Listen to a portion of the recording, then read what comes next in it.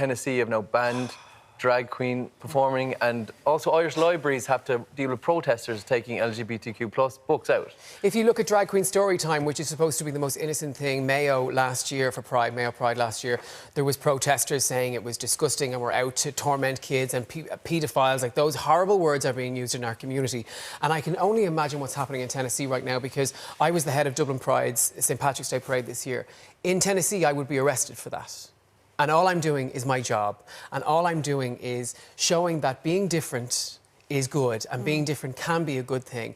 And not just because of what I'm wearing, but we're celebrating diversity, we're celebrating inclusion, to teach our kids that if somebody looks different, has different colour skin, has different views, has different realities, we can take that, accept it, and not berate them for it, not beat them down, but give them the love and nurture and help us all kind of keep onto the one keel. And I'm not here to be Miss World 2023, but it's just to try and get a bit of sense and sensibility about the topic, to be like, this is more than drag queens in Tennessee. This is more than that in America. So this what's is trying the answer? Because it seems to be becoming more polarised at the moment over a variety of issues. What is the answer? Because people adopt these positions and nobody really seems to want to hear what the other one has to say. That's such a good question. And to be honest with you, at this point in time, I wish I was able to tell you exactly the truth. But all I know is that the Pride Day has always been a protest.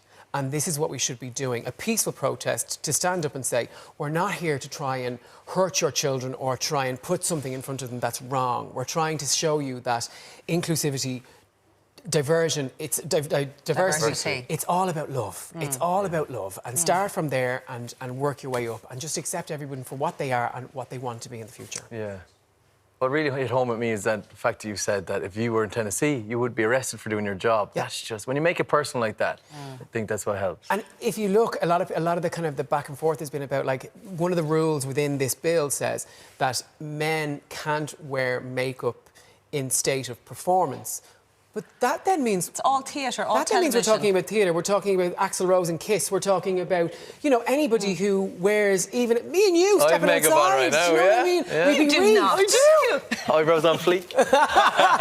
But that's the point. Yeah. And that's why I say it's not just about drag queens. This is a bigger conversation, but they're trying to use drag because it's the visibility that's in front of us today as their talking point. And fingers crossed, and look, I've good faith in the world, because we're so blessed here that drag, as you know, is so well accepted. You know, we see drag queens on television, we see drag queens in the streets for Pride, and it's all just about the celebration of love and having a bloody good time. Yeah. Do you know this sort of a way? Yeah, absolutely. And, as I've always said, I'm a big clown at the end of the day. Do you know what I mean? That's all we are. Drag queens, we're clowns. The same way as any other performer is a clown. We're just wearing the makeup and wearing the costumes. I want to ask you about your experiences and where you are now, and sort of the climate and people judging each other. What would you say to younger Paul, who's finding his way in the world, figuring out who he is, to encourage him?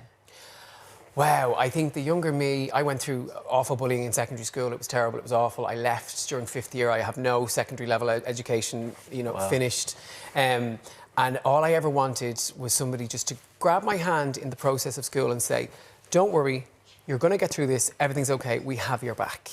And if I could just say that to that little person now, even anyone watching at home who may be being bullied in school, not just being, if they think they might be, you know, part of the LGBTQ plus community, but just to be able to say, it's grand, don't worry, there's avenues and outlets. And thankfully, I left my school 18, 19 years ago, and there's so many more outlets for people to be able to reach out and say, I'm having a problem. It doesn't need to be mammy, daddy, sister, brother. It can be an outside source who is there to make sure that you are okay and that they will guide you on this process to making sure that school life can be okay, adult life can be okay, later life can be okay. There's groups and organisations for everything in this world. And that's just not part of the LGBTQ plus community. Yeah, the support is there.